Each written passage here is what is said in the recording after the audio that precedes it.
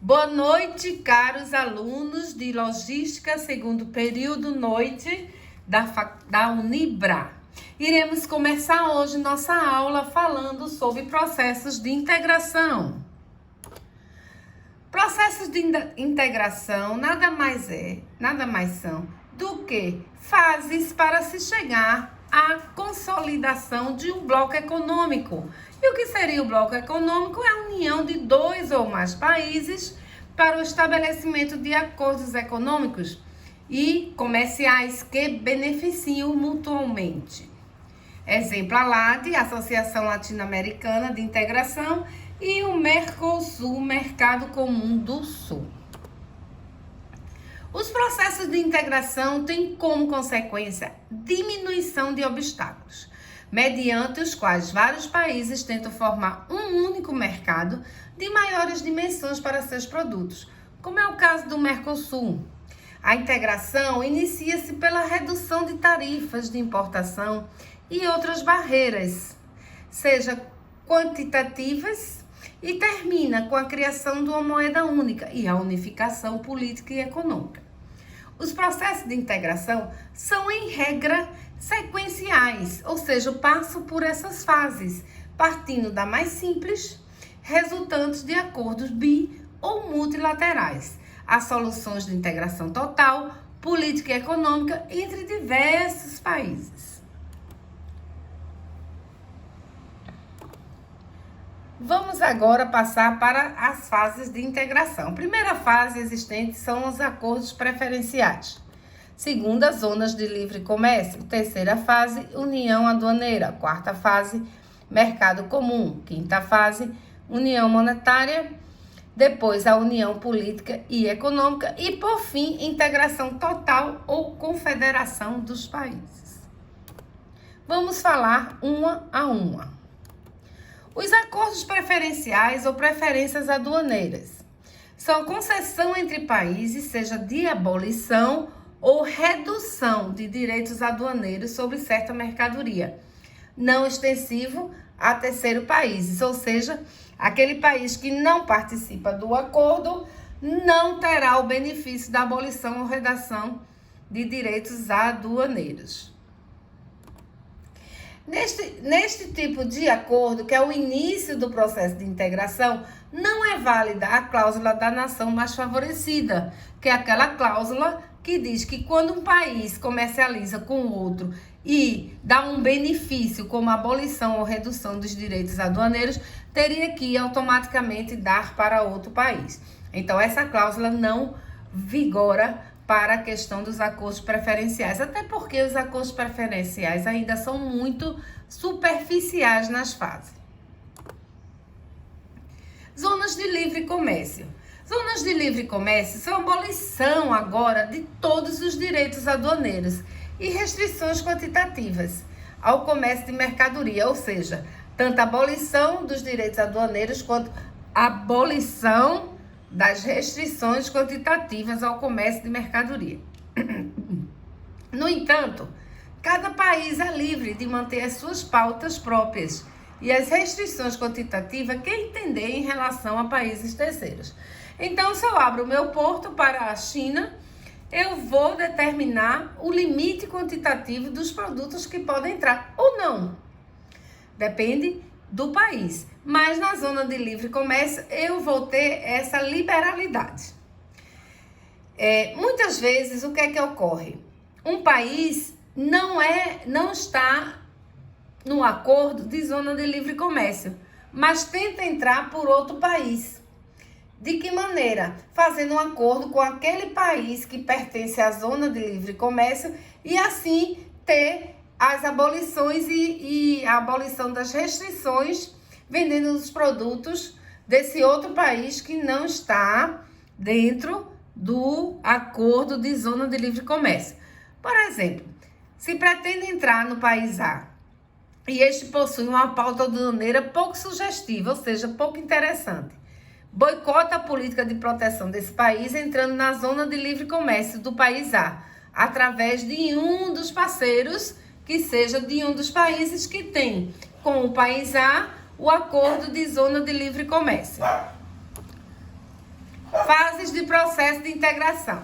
Zona de livre comércio, redução e eliminação das tarifas alfandegárias.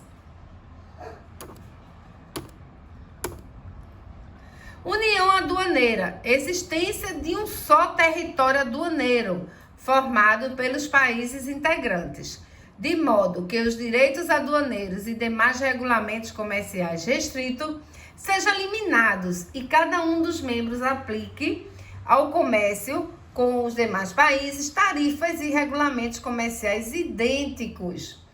Então, para acontecer isso, se faz necessário duas medidas.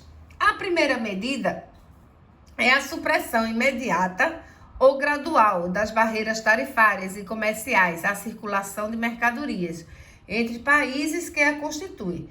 Essa operação é denominada desarmamento tarifário e comercial.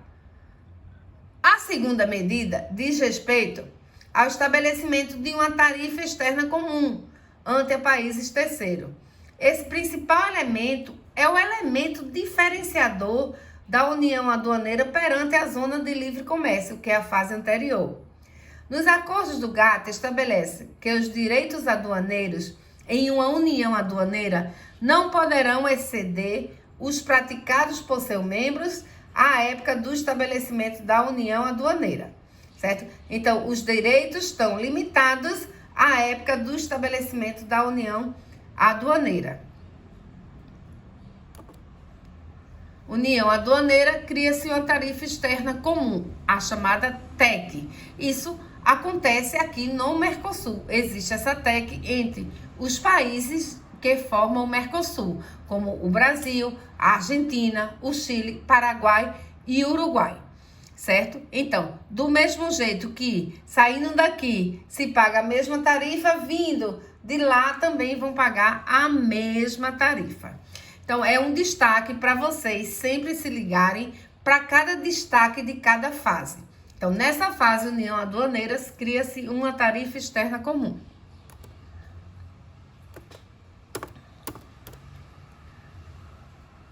Cria-se a tarifa externa comum, que não pode ser elevada, porque se ela for uma tarifa externa comum elevada para um país e o outro ter a reduzida, não vai ser vantagem de fazer essa troca comercial.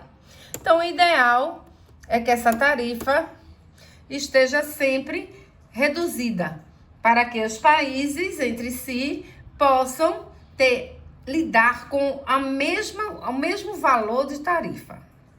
E assim fazer o comércio internacional, né, com essa tarifa reduzida.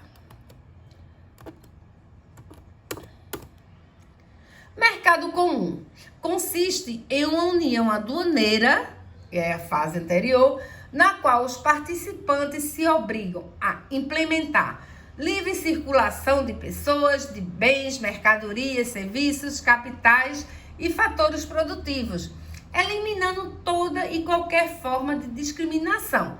Gente, isso acontece também no Mercosul. Então, o Mercosul está entre a União Aduaneira e o Mercado Comum.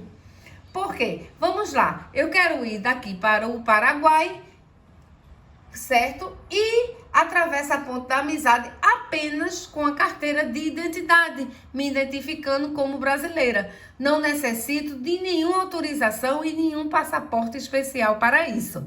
Então, há a livre circulação de pessoas, inclusive para trabalhar ou estudar lá no Paraguai. Então, os brasileiros vão e voltam, assim como os paraguaios vão e voltam do Brasil sem qualquer problema.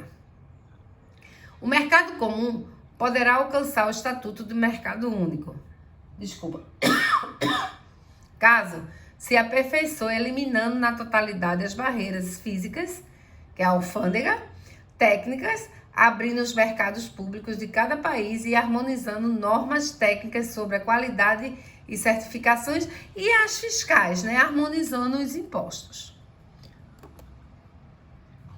Então, o destaque para o mercado comum é o livre trânsito de pessoas, serviços e produtos também, tá? Então, as pessoas podem livremente até trabalhar em outro país sem nenhum problema do direito de ir e vir, limitado por uma barreira da alfândega, ok? União monetária pressupõe, de forma adicional às anteriores, o controle da inflação e déficit públicos e a aplicação de políticas monetárias comuns, podendo ainda ser criada uma moeda única, com vista a uma área de estabilidade monetária. O conceito de união monetária refere-se a um espaço econômico em que se implementam 3 condições. Primeira, as moedas de cada país membro devem ser convertíveis, ou seja, passar de libra para euro, por exemplo, de real para euro. As taxas de câmbio deverão ser fixadas com caráter irrevogável, então não haverá oscilação de taxas de câmbio. Taxa de câmbio é quando você muda de moeda, de real para dólar, por exemplo. Essa taxa vai ser fixa.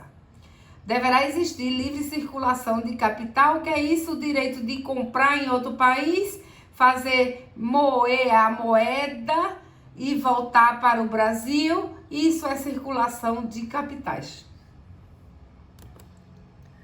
Fases de processo de integração, ainda falando da questão do União Monetária.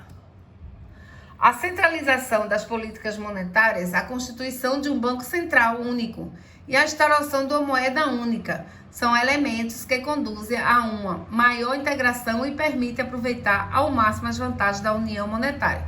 Então, na união monetária, nós teremos como destaque a criação do Banco Central único e bem como de uma moeda única.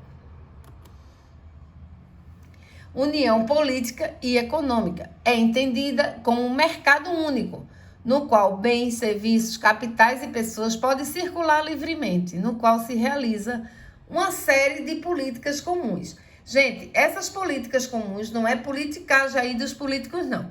Políticas comuns são políticas públicas de educação, políticas públicas de saneamento, políticas públicas de saúde, tá? Destinadas a favorecer o desenvolvimento regional e coordenam-se as políticas macroeconômicas dos países. Isso é um termo, um conceito econômico que vocês devem ter visto lá na outra unidade de vocês, no outro período. A união política e econômica adiciona à união econômica uma política externa e de defesas comuns. Exemplo de hoje, a União Europeia. Você vê até em filmes, quem não conhece a Europa, que você pega facilmente um trem e vai praticamente para todos os países da Europa. Isso tanto ajuda territorialmente, porque os territórios são bem próximos, mas também devido a eles terem um processo de integração que é a união política e econômica. União econômica e monetária, as duas ocorre a unificação das políticas econômicas e a criação da moeda única. Integração total ou confederação. União política é o estágio mais avançado de modelo de integração política econômica, consistindo na união econômica política, bem como na unificação dos direitos civil, comercial, administrativo, fiscal, penal e assim por diante, ou seja, é ter uma única Constituição. Esse estágio ainda não foi alcançado por nenhum país do mundo. Vamos adiante. União política pressupõe a unificação de todas as leis. Reflexos na integração dos países. Bom, gente, como todo ato e fato jurídico, é gerado um reflexo tanto positivo quanto negativo. É o famoso prós e contra, né? Da mesmo jeito, no processo de integração, a gente vai encontrar o que seja positivo e o que seja negativo. Independente do grau de integração, existe uma série de efeitos estáticos e dinâmicos que atingem cada país de forma diferente. Uma integração econômica pressupõe um tratamento diferenciado entre seus membros e seus não membros. Como os processos de integração são marcadamente comerciais, especialmente nas primeiras fases, a integração pode provocar mudanças no padrão do comércio entre membros e não membros, produzindo os efeitos positivos e negativos. Efeitos positivos: ampliação do mercado potencializando as economias de escala, que são as economias de produção, que são resultado de uma maior eficiência baseada na maior dimensão das produções e, consequentemente, permitindo custos médios mais baixos e facilitando a concorrência com produtos similares. Então, no caso de uma integração muito mais próxima da integração econômica e monetária, a gente vê essa ampliação do mercado bem nítido, né? É possível que a integração estimule o investimento ao diminuir os riscos e as incertezas. E riscos e as incertezas também são conceitos de economia que vocês viram no semestre passado. Pois, sendo um mercado maior e existindo livre circulação de fatores, aumentará a eficiência das empresas. Consequentemente, diminui os riscos e as incertezas. Aumento da concorrência. Gente, a concorrência é salutar. A concorrência que não é salutar é a concorrência fraudulenta, aquela que visa burlar e trazer malefícios para o consumidor. Mas o aumento da concorrência é salutar, pois um mercado maior atrairá maior número de empresas e conduzirá a uma melhor percepção pela qualidade, a diminuição de preços e a aceleração das inovações, especialmente de alta tecnologia. Possibilidade de desenvolvimento de novas atividades praticamente impensáveis no âmbito só nacional, como é o caso de grandes obras de infraestrutura, desenvolvimento de indústria de alta tecnologia e, principalmente, todas as que requerem elevados investimentos, que cada país não conseguiria bancar sozinho. Eu vou dar um exemplo, a questão da fábrica Fiat, quando veio se alojar aqui em Goiânia, tá? Então, toda aquela infraestrutura foi negociada com o governo federal para que a Fiat bancasse, que saísse de lá a produção e fosse até o porto de Suape. Então, houve sim a participação do setor privado na questão da melhoria de obras de infraestrutura. Aumento do poder de negociação, pois o bloco representa um PIB maior e maior volume de comércio no cenário internacional. O PIB de um processo de integração é contado como um único, tá? Se faz o somatório de todos os países e se dá o PIB total. Formulação mais coerente das políticas comerciais, pois, ao entrar em processo de integração, os países se obrigam a melhorar suas políticas econômicas e a realizar uma série de mudanças e transformações da estrutura da economia nacional. Claro, é um processo de mudança, porque você vai ter maior competitividade, vai ter ampliação de mercado e há, logicamente, o interesse de ter políticas comerciais mais práticas para o mundo internacional. Bom, iremos agora para os reflexos negativos. Um deles é a desigualdade incidência entre setores e grupos. Embora o comércio internacional tenha efeitos globalmente favoráveis, não garante que determinados agentes e alguns setores sejam por eles beneficiados. Essa a razão de que, em processos de integração, que nas suas primeiras etapas é essencialmente comercial, existem ganhadores, os setores e empresas mais competitivos do espaço integrado, mas também existem os perdedores, que pouco ganham com as integrações. Vamos fazer uma comparação aqui bem paradoxal. Seria os Estados Unidos versus a Etiópia. Num processo de integração, quem sairia ganhando? Então, há uma desigualdade enorme aí, em todos os setores. Ajuste de elevado custo, originado pela reordenação do sistema produtivo. Ao ser liberalizado e intensificado o comércio industrial, as indústrias nacionais que se mantêm graças a protecionismo devem reconverter-se, provocando muitas vezes elevado custo social e político, exemplificando a deslocalização de indústria de componentes para países com maiores facilidades logísticas ou de outro tipo, poderá provocar aumento das taxas de desemprego, principalmente por conta da automação, né? Quanto mais se automatiza, menos funcionários será preciso para determinadas indústrias.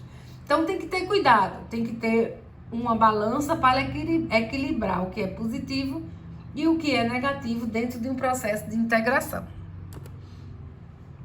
Integração comercial sem integração econômica. Sempre que um país produz políticas que sejam percebidas pelos outros membros como negativas, faz realçar a importância da integração econômica em paralelo com a comercial.